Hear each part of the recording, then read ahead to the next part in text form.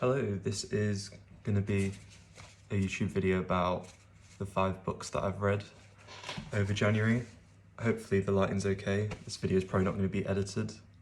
So if that bothers you, then click away now, because I don't know how to edit. I just thought I'd make this video for the fun of it. Inspired by Professor Sky, the Canadian-French professor who makes great YouTube videos about hip-hop, mostly, with but always connecting it to philosophy. Anyway, let's get in off topic. Yeah, hopefully the lighting's okay, and I'll just start. So the first book that I read was Phantom of the Opera, and I don't like insulting classics because they're like important for a reason, but I have to say I found this book quite boring. Not just in like the tone or the atmosphere, but the pacing I thought was... it's a common criticism I've seen on Goodreads as well. There's a part of the book where some sort of like money goes missing, and it's not brought up for ages, and then like 100 or so pages later, it just bam, it becomes the most important part of that chapter, and it's just a bit jarring. Sorry, I've got notes down here that I'm reading from. That's all I'm looking at. There was too many side characters, for one. Not all of them were very important. I'll get onto characters in a minute, but the side characters were there, like the stage managers at the start, and then they leave, and then there's more stage... I just thought there wasn't good reason for them to be there, if that makes sense. And it sounds a bit harsh, and feel free to put your opinion in the comments about why I'm wrong about anything really, but too many side characters, I thought personally. The atmosphere... See, I went into this book expecting what it's called, Phantom of the Opera. There's the musical, which I've never seen, but the atmosphere I expected to be a bit more present, in the... It goes for the tone as well of the book. The atmosphere is a bit, I wouldn't say all over the place, that's not like a very articulate criticism, but the atmosphere, at times there was a lot of tension and horror and mystery, particularly when it comes to describing the opera itself. The building goes from like a normal opera, and then the further down you go, it just becomes like impossible, as in it's described as having a lake underneath, a forest, and a house on a lake with like monsters in the lake, which and the description of that was incredible. But generally the atmosphere, I expected the atmosphere to be a bit better, if better is the right word, I'm not sure. So on to the characters. You expect from a book where, I don't want to say it's got a titular character who's the main character. I don't know if I'm using that phrase right either, titular character, but the Phantom of the Opera, you expect the Phantom to be the main focus, and he is, but that doesn't make him interesting. So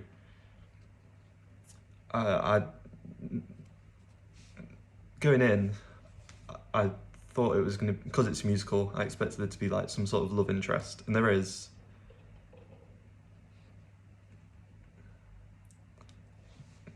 But it's not all the characters. So there's the Phantom, Christine, I think. It's been a while since I read this, been at the start of the month.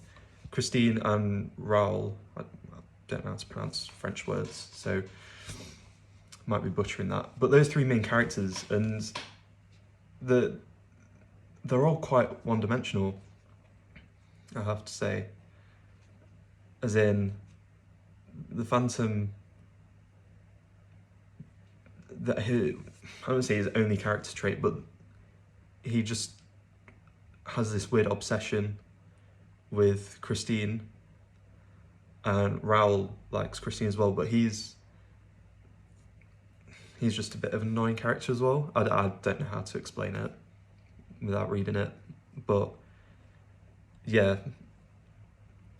And I understand that it's influential because, well, I'm assuming it's influential because it was written,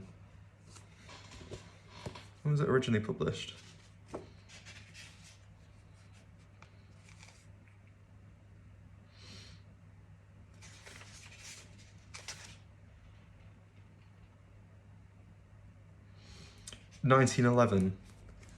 Originally published in 1911. So the horror and obsessive love elements are going to be influential and important for the time. But if you've read Wuthering Heights, I was expecting more of a Heathcliff sort of character that the Phantom was going to be. When it became apparent that the Phantom had an unhealthy love of Christine and was manipulative and just like doing horrible shit, I expected more of a Heathcliff sort of deep character, because I'm not going to start talking about Wuthering Heights, but yeah, the Phantom as a character was a bit of a letdown, I thought.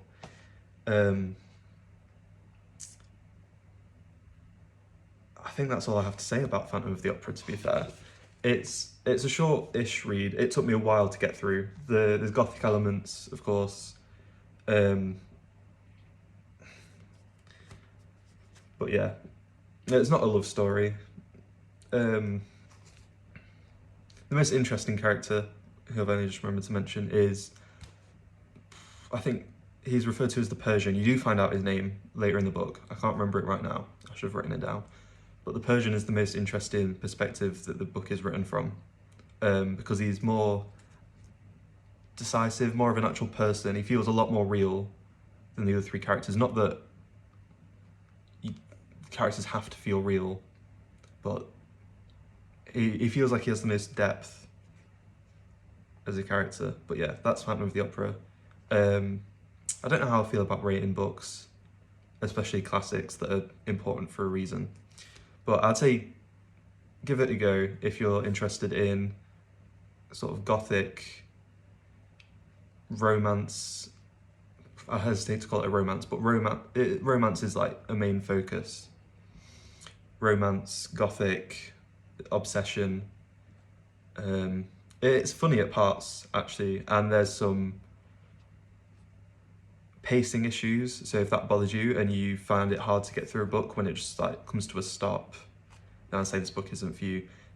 The biggest pacing issue, I thought, and this is probably the last thing I'll say about this book, is when Raoul and the Persian are trying to find the Phantom towards the end of the book. I won't say much more than that because it's spoiler territory, but I don't remember how many pages it is of just description of them walking through the opera, and it doesn't really build any tension or atmosphere or add much to the book. So that's the main issue I have with it, probably pacing and atmosphere, to be fair. But yeah, that's Phantom of the Opera, and that's what I thought about it. Not that much of a fan. So the next book that I read is The Secret History, and if you're on Book Talk or anything like that, you've probably seen this recommended everywhere. If you're on my channel watching this video, first video I've ever uploaded, not edited, probably not going to get many views, which is okay, I'm just making it for me, really. You've probably heard of this book. And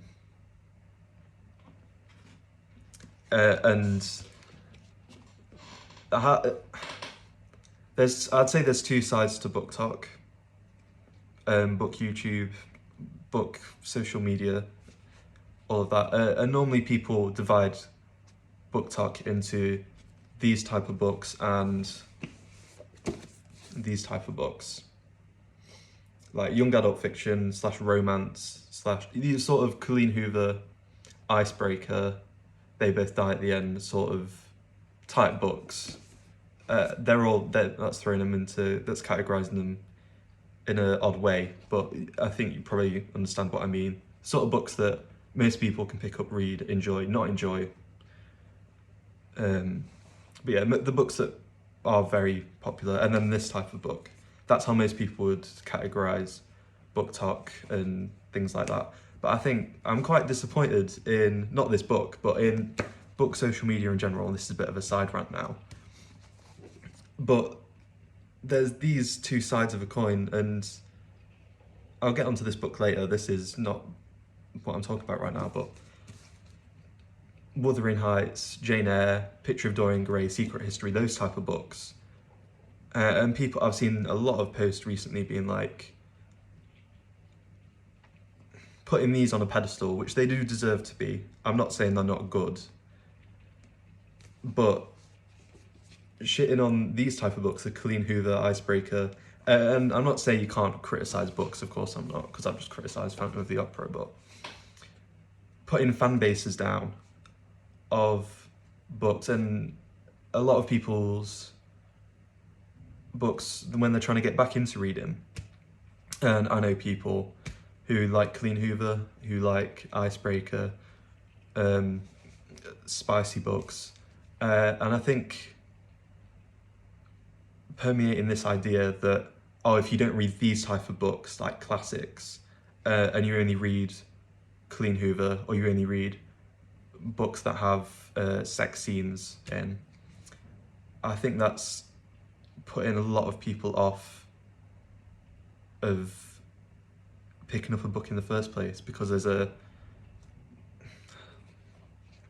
superiority complex, if I could say that word, a superiority complex that comes with reading a lot of these books and classics in general. And I just think putting those ideas out that if you don't read the right type of books, then you're not like cool, or you're not that reading's cool, because it's a nerdy hobby, of course it is. But yeah, I just want to say, like, posting things on social media saying if you read these and you read, if you read these type of books, then stop, you're dumb, you're whatever, you're not intelligent, you don't appreciate good art, which is ridiculous, because you get the same sort of divide in fan bases over movies, saying, like, Scorsese, fans are always like, oh, Marvel isn't cinema. I'm not throwing my hat in that ring, I don't know enough to say about it, but long story short, let people enjoy what they like, especially when it comes to reading, because it is a hard hobby to get into. Not that it's hard to go and buy a book and read it and form an opinion, but when it comes to the discourse around books, it is very easy to get sucked into the, oh, if you read Colleen Hoover, then you're stupid sort of attitude.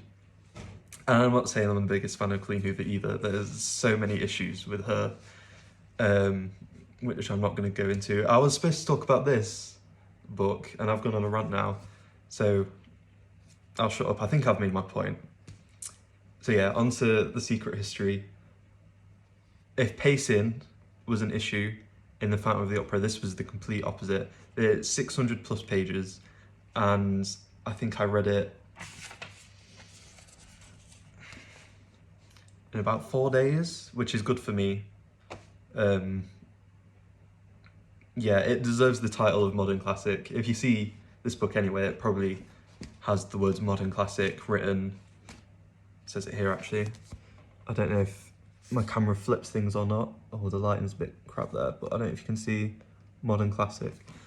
A lot of the talk around this book talks about it being a modern classic, and it does deserve that title. Yeah, the pacing's incredible. I mean, I don't want to say too much about the story, but you start off finding out that a character dies. There's not a complete opposite issue to Phantom of the Opera. There's only a few characters. When there is a side character, it's only... I don't know, the side characters are relevant. The side characters are very relevant here. And it's a bit of a... I would say there's a bit of a red herring at the start. You think... I don't want to say too much, so it's probably a bit annoying if you've read the book and you're watching me talk about it, you're trying to figure out who I'm on about, but there's a character at the start who you think's going to be very important from the way they're described, sort of air of a lore around them, where you're like, oh, this person's mysterious, I want to know about them. And they sort of become, I don't want to say unimportant, but it's not, they are not the solution to the sort of a mystery that you find the answer to about halfway through, I'd say. There's the author, Donna Tartt, don't know how to pronounce her last name. Clearly very knowledgeable about classics, Greek classics, philosophy. If you're interested in any of those sort of things, then this book's like full of characters just like talking about it, but in a very like easy way to get into. Like, I don't study philosophy at uni or English. This is just a hobby, reading and talking about books. But philosophy becomes very interesting. For me, it made a very interesting read because all the characters are very intelligent people. The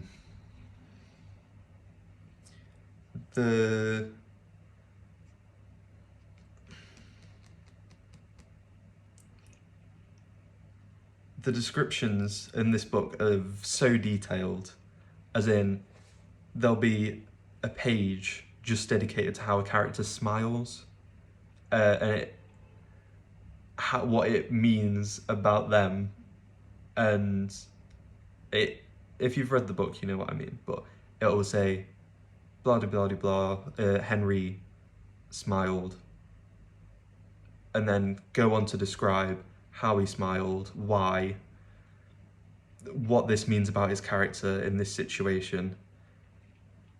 And it's just actually incredible. I'm not good at describing things, but I've made it sound boring, but it's actually good. There's a lot of mystery, intrigue. It sort of goes beyond surface level observations in a way that I'm trying to read more books this year. That's why I've made this channel, but very like beyond surface level observations that I've not seen in other books that I've read yet. That, yeah, it is actually just incredible. Astounding that it's not boring as well. That's the main thing. It's very easy, as I've just probably proved, to make that sort of idea sound boring, like just describing how someone reacts and going on a rant about it. But yeah, it's actually masterfully done. The main appeal of this book is probably like the dark academia side of it. The aesthetic around dark academia is... Sorry again. I'm meeting my grandparents for lunch, so I need to make sure I'm not late, so I need to speed this up, because I've still got 3 more to talk about. Dark academia is a very interesting aesthetic. See, if you're on, like, I've just been on a rant 10 minutes ago about book talk, which I won't start again, but dark academia is a very interesting aesthetic. I don't think I need to explain it. It's pretty self-explanatory as a aesthetic, dark academia. Some of the criticism around this book, and just dark academia in general as a aesthetic and like backdrop for a book, is that it romanticizes harmful coping mechanisms because it promotes the idea of unhealthy coping with things at uni or college in America, which I completely disagree with, because there's alcoholism in this book, drug abuse, murder, a plethora of other things, but I hesitate to say that it romanticizes any of it. The main character struggles with a class divide between the other characters in this book, which is like a central theme. I don't know how that relates to what I was just talking about. What was I talking about?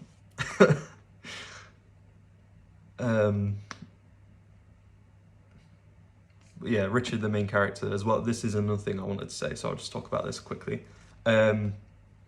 Unreliable narrator, but in a very interesting way, in that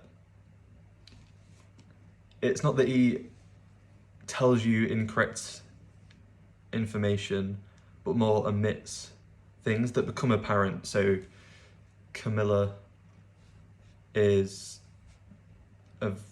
one of the 5 like main characters, and her relationships with the other boys in the group is very apparent through just description alone, particularly with Henry.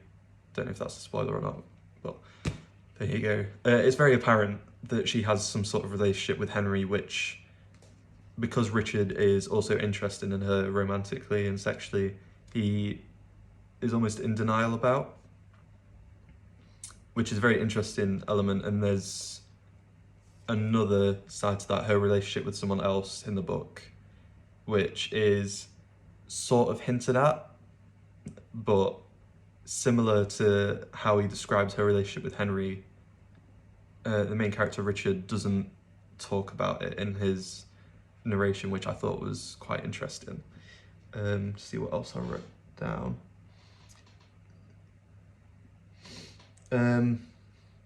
Yeah, I would actually recommend this to everyone. I thought it was incredible. Yeah,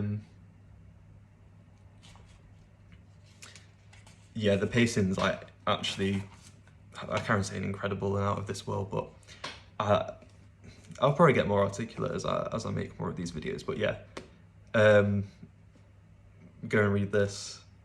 It's 600 pages. There's an lore around it like there is with other classics, but it's not intimidating. I'd say most people could probably read this and enjoy it. Which I cannot say the same for this next book, which is To the Lighthouse by Virginia Woolf. I've never read a book like this before. I'm quite early on in my reading journey. I had to look up the style, which is modernism. I'm very interested in it. I will read more, so if you're watching this and you've read modernism type books before, modernist books, then let me know more types of books like this. The only thing I'd heard of Virginia Woolf before reading this book was that she was a feminist thinker and writer, and it sort of comes across in this, but it's not the main focus. The main focus is around sort of memory, I'd say, and loss. And how I've just seen an episode of Friday Night Dinner where, which have you seen? Brilliant sitcom. Jackie and Martin are angry at each other, and it's like in a family unit, conflict between 2 parents as a child feels like, well, to me at least, feels like earth ending, world ending sort of event. And that's very much the way that things are described in this book. There's a few characters, and I it's very over dramatized. The way that the father of the family acts around his children, his wife, he'll like annoy them by the way he's acting, for example, and Virginia Woolf sort of just writes. I mean, I haven't not talked about the writing yet, but yeah, she just writes in this way that makes it seem like world-ending. That and he's described as the father character is described as a tyrant multiple times and like controlling, and in a family unit it feels like that. Like it doesn't feel melodramatic at all, which is incredible, really, to say just a snarky comment and then call him a tyrant. It feels proportionate to call him that. From the way this is written, it's very clear that Virginia Woolf was very observant and interested in like family relationships. Of course she was. She was a feminist in the 1920s, if I'm not mistaken, on the time period. But I'm gonna have to definitely read this again because the way it's written is really complicated. It's modernist, so it's gonna be if all modernist books are like this, which I think they are, if I'm not mistaken.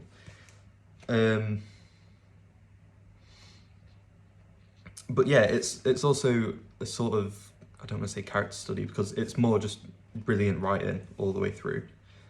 But conjugal roles and like men and women's roles domestically become a major theme, and how it affects their relationships between each other and other family members.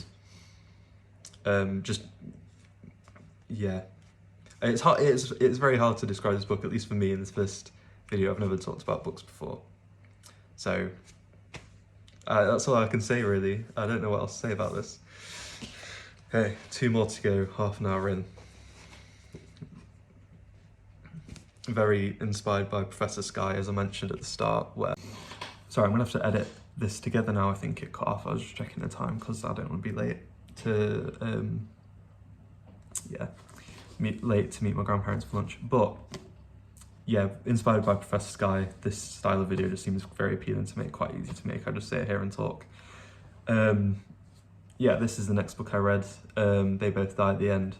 Young adult fiction, and based on the other books I've read, and the books I'm interested in reading, it's not targeted towards me in terms of appeal, in terms of age. I'm only 20 years old, so, you know, 5 years ago, or even 4 years ago, I would have probably enjoyed this a lot more. Not to say that it's bad, but it's hard to assess how I feel about a book that isn't targeted towards me as a reader.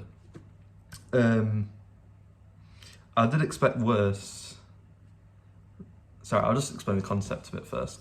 So,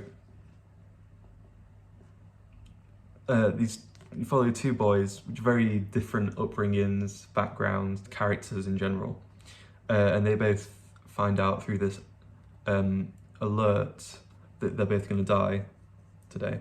And it's a normal thing in this world. It's not a mystery. It's more about how they make the most of their final day on Earth. And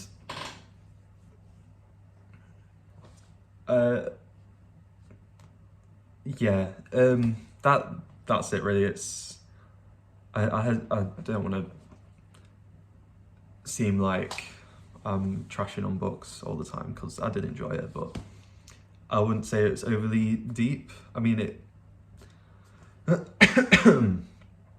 like I said, when I was 14 or 15, if I'd read this, I would have enjoyed it a lot more, because it would have meant a lot more to me. But at this stage of my life, I didn't really connect with the characters that much. If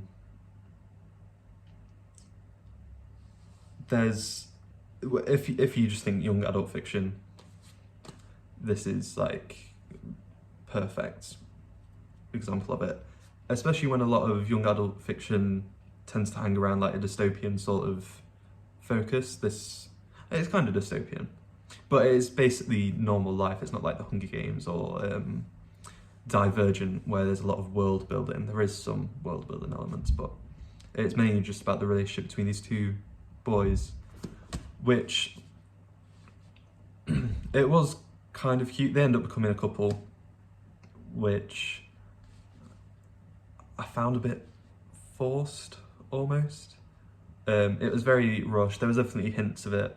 You find out from the offset that one of the characters is bi. The other character's sexuality is left a bit of a mystery until they kiss in a quite a heartwarming scene. See, I'm not just trashing on this book. There are good bits to it, but yeah, it's quite heartwarming, quite simple, easy concept. You know what you get in from the offset. They both die at the end, but yeah, you know what you're going to get from this book.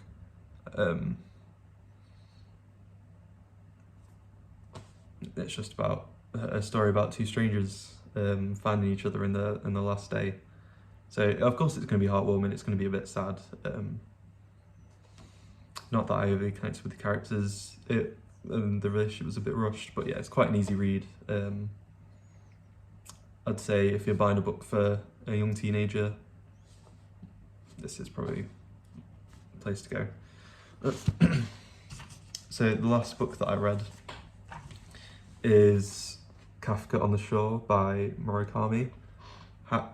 Haruki Murakami, probably butchered that. Probably butchered some of the other characters' names as well, because I don't know how to speak Japanese, but there we are. I literally just finished this an hour ago, because I wanted to make this video quickly today. The first thing to say about this book is, I mean, I'll get into Murakami as an author later, probably, because, wow, there's a lot to say about his views towards women, and, well, I don't know if it's his views towards women or just what he writes about. Of course, they're intertwined, and they're going to be connected, but I don't want to, off the bat, say he's a sexist or a misogynist or any of those sort of labels, but I might as well talk about it now. But yeah, he's got a very interesting attitude towards women, and the only other book that I've read by him is After Dark. I've got Norwegian Wood on my bookshelf, probably read that soon. But the only thing that carried over from After Dark to this book, I don't know which order they were written in, was the atmosphere and sort of dreamlike logic that sort of is permeated through both books. I'd read a bit about and heard a bit about Murakami being a red flag author, and now I sort of see why. Not that this book is bad, I did enjoy it, but if you're very sensitive to portrayals of women being overly sexual or women being treated as a mode of progression for the main male protagonist, then probably don't read this, because that is sort of what happens. But it's also tied to his, so the main character, Kafka has no mother figure or sister. He had a sister, wouldn't miss him, along with his mum. They abandoned him. And it's Kafka's main flaw as a character is he's sort of, I mean, there's I'd say five or six main characters. Kafka has like he has like a void inside him. It's described in the book as a void. And it sounds like cliche to say, but it's love. He doesn't open up to other people. He hates his dad from the start. Or not hates, but he doesn't particularly feel any sort of positive emotions or connections, in fact, to his dad. So from the start of the book, it's clear that he wants to be the world's toughest 15-year-old, if I'm remembering correctly. That's what it says. So he just sort of he builds connections with other people throughout the book, and it is quite nice. But he has this sort of void inside him, and it's he's missing a mother figure and his sister, and he comes across two women in the book. And I'm very oversimplifying this here, because if you've read it, you know that it's like, it goes into much more detail about his connections with these two people. Hello, so this video is a bit disjointed now. I had to leave, I spoke for too long, and I would have been late if I didn't stop, so it might be edited together, this might get cut. Don't know. I can't, for some reason my phone's not letting me play back the videos I just recorded, so I think I left off talking about Murakami as an author without actually getting onto the book properly yet. Talking about like sexism, so I'm not gonna go over that again if I didn't make a point that I wanted to make and I forgot because I thought I already made it. So yeah, the first thing to say about this book is that it operates on its own sort of dream-like logic, and that's the only way I can explain it. I can't really say much more than that because it's very hard to describe. Characters sort of accept things that are going to happen to them, and it logically makes sense to them even if it doesn't to you. So if you've read the book, you know what I'm talking about. Like stuff, there's a stone, there's a mystery at the start which doesn't actually get solved about a character that can talk to cats and why that is, but it's just taken as fact, as like verbatim, if I'm using that word correctly. Don't know. So yeah, it operates on its own dreamlike logic, and it's you're either gonna love it or hate it because things just sort of happen. It doesn't logically make sense as a reader, but you sort of, this is something I thought about and actually wrote down because I didn't want to forget to say this, but as you read this book, you have a similar journey to the characters in the book, which was, I think, very intentional and very smart, because you have to accept like I said, the dreamlike logic if you're gonna read this book and sort of understand it, which is a similar journey that the characters go through, because, well, talking to cats, leeches falling from the sky, dream sex, which is sort of real. That's another thing. There's a trigger warning for, I think I already said this, but yeah, trigger warning for like sexual assault, and I hesitate to say what is, there's a rape scene, but it's like not in reality, but it still happens. So yeah, very interesting book. The other main thing is this theme of like emptiness. The characters are described as having a void in them. So it's 5 main characters. I think I already mentioned Kafka. It's like empty of love and has the mother and sister that he's missing in his life. So that's his void. Nakata, who's an elderly man who can talk to cats, who killed someone. He's sort of, I wrote down in my notes, empty of intelligence. I don't know if that's readable, but I think I was wrong when I wrote this down, because he's intelligent, but because he can't read or write, he's missing like he's missing a connection with anyone, really. I don't know how to articulate that into one word, what he's like void of, but intelligence or connection with other people, something along those lines. Then there's bad pronunciations, Hoshino, the guy that helps Nakata along his way. He's, I say, described as empty of meaning. He doesn't have really any significant relationships at all in his life. He did with like girlfriends, but he doesn't enjoy his job or take much meaning from it.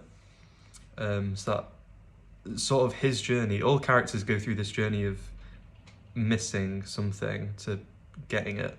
Ashima, again, pronunciation might be wrong. I didn't know what to say because he's the most put together person in terms of happiness, not happiness, but he knows what he wants from his life. I think he's not really missing anything. The only thing that you could say is identity, because that's an incorrect thing to say really, because he knows that context. Sorry, I'm rambling. This is not a very well put together sentence, but I think he's described as having female autonomy, but it doesn't really work. So it's someone correct me in the comments if I'm being uneducated on this, but a trans man, but also part the intersex, I think is probably how you describe him. But his self-identity is a he, and he doesn't enjoy, if that's the right word, he doesn't enjoy the body he was born with. So he's sort of disillusioned with his body. I don't know, someone that's more educated on trans issues has probably articulated that better than me and maybe talked about whether or not it's good representation. I really can't say. I don't know about it. And then the most interesting character, I thought, even though they didn't have as much presence in the book as Kafka or Nakata, is Mrs. Seiki.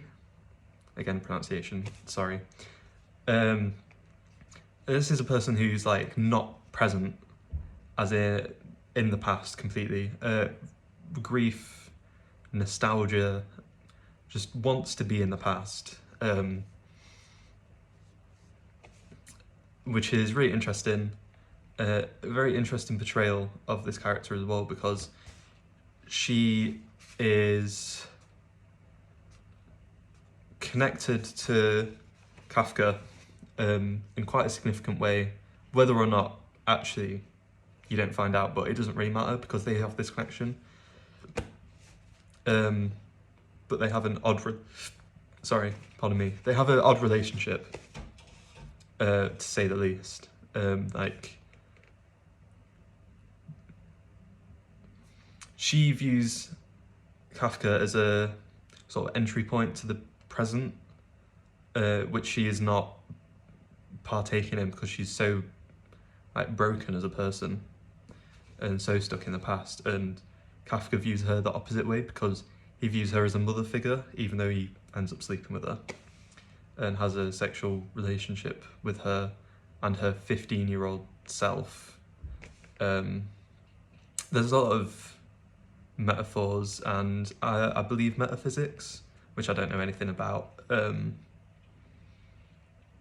blatantly stated in the book. Characters will talk about philosophy, the meaning of art and how it can impact you, especially music. There's a lot of music mentioned. They mention Coltrane and his saxophone playing quite a bit.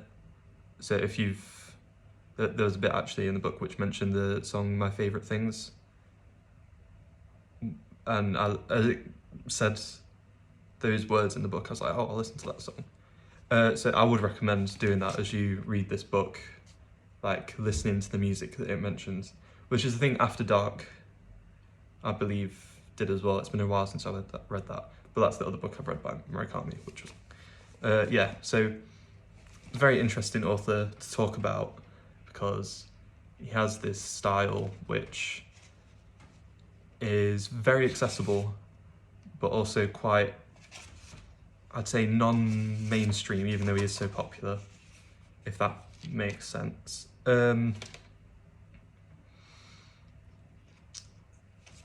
Yeah, it's just a very interesting book about journeys of characters going on. It's very magic realism. There's a lot of magic realism elements to it, and yeah, I think that's where I'll leave off. Would recommend. I don't know what I'd give it out of 10 or out of 5. But yeah.